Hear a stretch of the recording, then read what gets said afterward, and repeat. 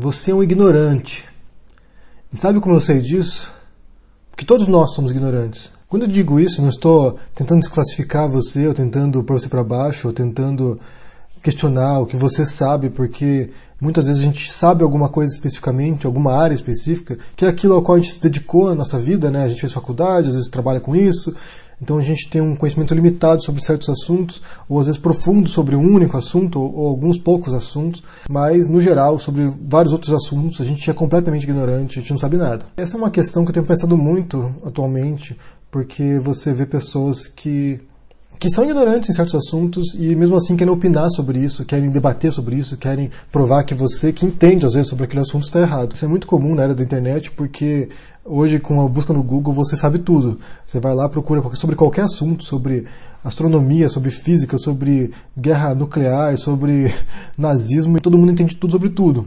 Porque você vai lá na Wikipedia, você vai lá na Google, você vai em qualquer site aí que aparecer no seu caminho e você já tem aquele conhecimento à mão e isso basta para você saber sobre qualquer coisa. Então, o que há uma descrença generalizada sobre quem entende de fato sobre aquilo, né, sobre os peritos, sobre os experts, sobre os intelectuais, sobre os teóricos, eles agora estão no mesmo nível que qualquer adolescente de 14 anos com um celular na mão. O Humberto Eco, quando diz que a internet deu voz a uma legião de imbecis, ele fala justamente sobre isso. Quando um prêmio Nobel em física tem o mesmo peso que um youtuber que não entende nada do que está falando. Há um grande perigo nisso, há um grande perigo em permitir com que todos os discursos fiquem no mesmo patamar. O fato de você ser um advogado e entender sobre direito não faz com que você entenda sobre a política no Oriente Médio, não faz com que você entenda sobre o que é moral ou imoral na obra de arte, não faz com que você entenda sobre o contexto político nos anos 60 nos Estados Unidos, a não ser que você estude isso, a não ser que você realmente investigue e se dedique a isso. Cada área tem suas particularidades e seu conhecimento específico. Um dos maiores filósofos da história, o mais grandioso de todos,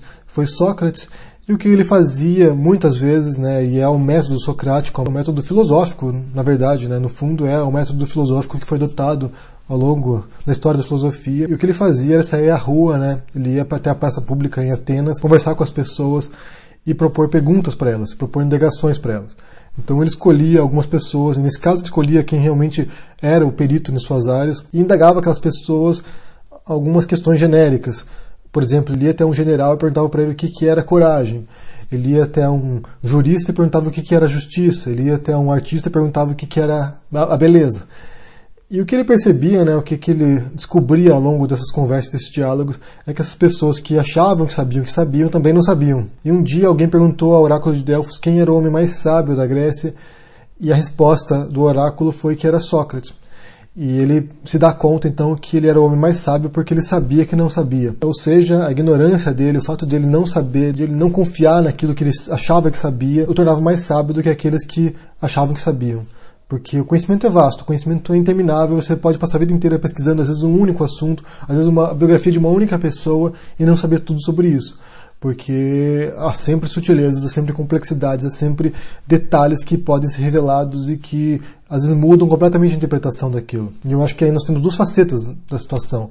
Uma é quando a pessoa realmente não sabe nada sobre aquilo e quer opinar sobre aquilo, e é muito comum isso. E por outro lado é alguém que sabe algum assunto, mas também compreende como o seu conhecimento é instável, como o seu conhecimento pode mudar de um dia para a noite, às vezes de maneira radical. Isso acontece na história da ciência, por exemplo, às vezes tem momentos de ruptura na ciência, no qual um tipo de conhecimento, um tipo de teoria, um tipo de paradigma teórico é totalmente substituído por outro e há uma grande revolução intelectual e que transforma tudo. E tudo aquilo que era anterior se torna obsoleto, se torna passado e já não pode mais servir para compreender a realidade. A gente tem que estar aberto a essa possibilidade.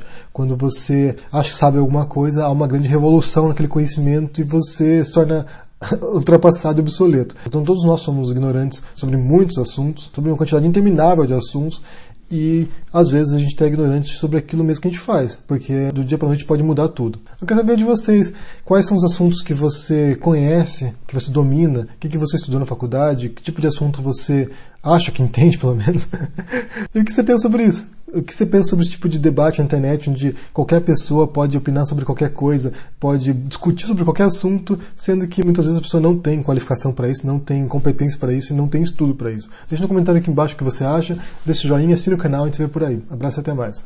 Tchau!